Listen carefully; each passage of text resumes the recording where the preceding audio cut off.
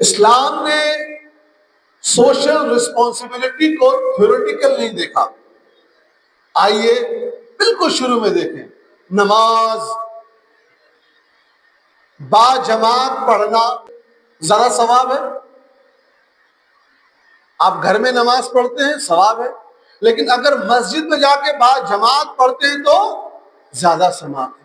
یہ کمیونٹی کو کیوں بلڈ اپ کیا گیا؟ اللہ کی عبادت کرنی ہے، وہ اللہ، اس کا کوئی شریک نہیں، وہ ہمیشہ تھا اور ہمیشہ رہے گا، جہت و مکان سے پاک ہے. ہم اس کی حمد کریں، اکیلے میں کریں یا اجتماعی طور پر کریں، اس کی ربوبیت میں کوئی فرق نہیں آئے گا. لیکن کیوں اسلام کہتا ہے کہ آپ کو کمیونٹی میں آنا چاہیے با جماعت؟ کیونکہ اسلام کمیونٹی بلڈنگ کو پروموٹ کرتا ہے. اب اس کے چند فائدے، ایک تو روحانی ہے، فائدہ ہے، ثواب زیادہ ملے گا، حضور کا حکم ہے، وہ ساری اپنی جگہ. چند ایک جو انسانوں نے سمجھا. آپ مسجد میں نماز پڑھتے ہیں، ایک شخص ہمیشہ آتا ہے، ایک دن وہ نہیں آیا، آپ کے ذہن میں سوال آیا، یار وہ شخص ہر روز آتا تھا، آج نہیں آیا، جا کر دیکھتے ہیں کیا مسئلہ ہے. آپ اس کے گھر گئے تو پتہ لگا وہ بیمار ہے، اس کے گھر میں کوئی پریشانی آ گئی.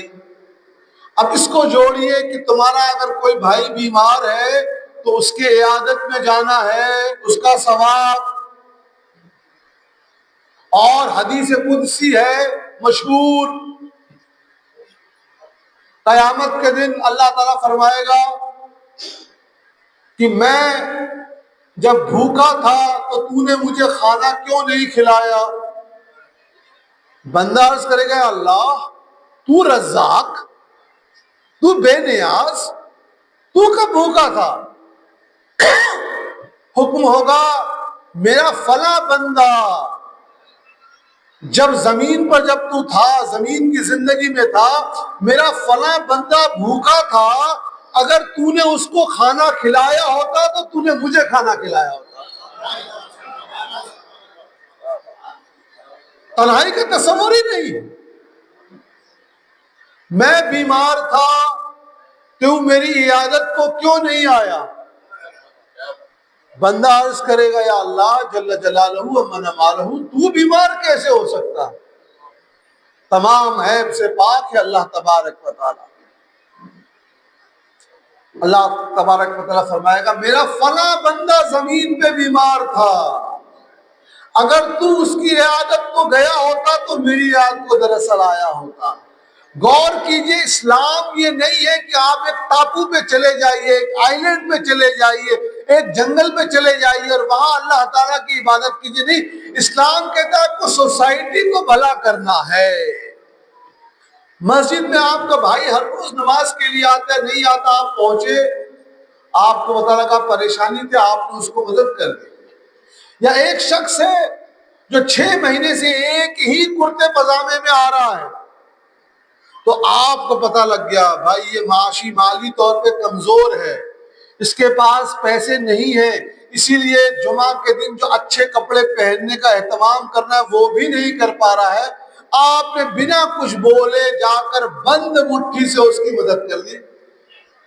اب آئیے اسلام میں سوشل رسپانسبلٹی کی ایک مثال صحابہ اکرام کے زمانے سے. سیدنا عمر فاروق رضی اللہ عنہ کے زمانے میں ایک علاقے پر مسلمانوں نے فتح حاصل کی، بہت ہی اپجاؤ زرخیز زمین. تو ایک آپشن یہ تھا کہ مال غنیمت کے طور پر، بوٹی آف وار، اسپوائلز آف وار کے طور پر اس پرٹیکولر گروپ آف آرمی میں تقسیم کر دیا جائے. لیکن حضرت عمر رضی اللہ عنہ نے ان کو ایک دوسری جگہ زمین دی. کہا میں اس زمین کو اگلی نسلوں کے لیے رکھنا چاہتا ہوں کہ یہ بہت ہی اپجاؤ زرخیز زمین ہے. I want that the later generation should get benefit from this land. So this shows that we have to be far sighted. This shows that we have to look into future, we have to consider future.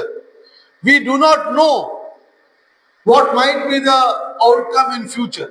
جو پورا وقف کا concept کیا ہے؟ اگر آپ نے بنیادی اسلام کو پڑھا ہو تو پورا وقف کا کانسیپٹ کیا ہے؟ اوقاف یہی ہے نا. ایک شخص یہ کہتا ہے کہ میں چاہتا ہوں میرے مرنے کے بعد اس پرٹیکولر چیز کو لوگوں کو دیا جائے، اس کا فائدہ ہو تاکہ میری روح کو اس کا ثواب پہنچے. That is the whole concept. ہم نے باغ دے دیے کہ یہ وقف کر دیا، اس باغ میں لوگ بیٹھیں گے، انسان ہو جانور ہو، فائدہ ہوگا. ٹھنڈے میں بیٹھیں گے، اس باغ سے آم ہوں گے، بیچے جائیں گے.